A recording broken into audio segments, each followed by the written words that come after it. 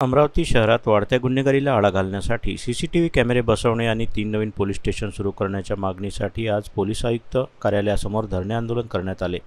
हे आंदोलन किरण मधुकर गुर्दे यांच्या नेतृत्वात झाले। सन 2018 पासून या संदर्भात वारंवार निवेदन व पत्रव्यवहार करूनही आजतागायत मागणी पूर्ण झाली नाही। दरम्यान शहरात मर्डर, लूटपाट, दरोडे, बलात्कार, छेडछाड, चोरी यांसारखे गुन्हे मोठ्या प्रमाणात वाढले आहेत। अलीकडेच फायरिंग व अल्पवयीनांकडून सुपारी घेऊन खून करण्याच्या घटना समोर आल्याने नागरिकांमध्ये भीतीचे वातावरण आहे। नवीन सरकार आल्यानंतर 5 महिन्यात राज्यात तब्बल 1,60,000 गुन्ह्यांची नोंद झाली आहे।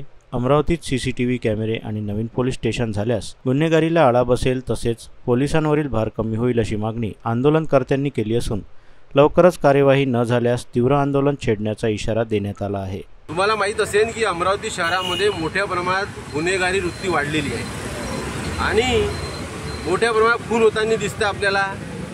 सोबतच आपल्याला दिसतं की लोक पैसे देऊन सुपाऱ्या घेऊन लोकांचे खून करत आहे। आता याच्यावर आळा घालण्यासाठी आम्ही मागच्या 7-8 वर्षापासून शासन प्रशासनाच्या समोर अमरावती शहरामध्ये सीसीटीव्ही कॅमेरे लागले पाहिजे यासाठी मागणी केली। सोबतच पोलीस स्टेशनवर जो दबाव पडत आहे, पोलीस स्टेशनवर जे प्रेशर येत आहे ते कमी करण्यासाठी नवीन 3 पोलीस स्टेशनची निर्मिती करावी ही सुद्धा आम्ही मागणी घेतली होती।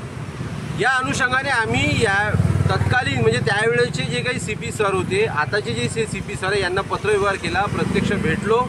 सोबतच पालकमंत्री जे आहे आपले इच्छे अमरावतीचे त्यांना सुद्धा पत्रव्यवहार केला आणि आमची अशी मागणी सिंपल आहे की जोपर्यंत या गोष्टीवर आळा घालण्यासाठी तुम्हाला शहरामध्ये सीसीटीव्ही कॅमेरे लावा लागेल आणि यासोबतच नवीन पोलीस स्टेशनची निर्मिती करू। आज या विषयाला धरून आज आम्ही इथे धरणे आंदोलन केलं। आताच आम्ही प्रशासनासोबत बोललो आम्ही प्रशासनानं आम्हाला लेखी स्वरूपात पण उत्तर दिलेलं आहे। आता त्याची वाट पाहतो आम्ही हे कधी लागतील। पण तुम्हाला हे सांगतो या माध्यमातून की जोपर्यंत इथे या अमरावती शहरामध्ये सीसीटीव्ही कॅमेरे नवीन पोलीस स्टेशनची निर्मिती होत नाही तोपर्यंत हा जो लढाई हा कायम राहील।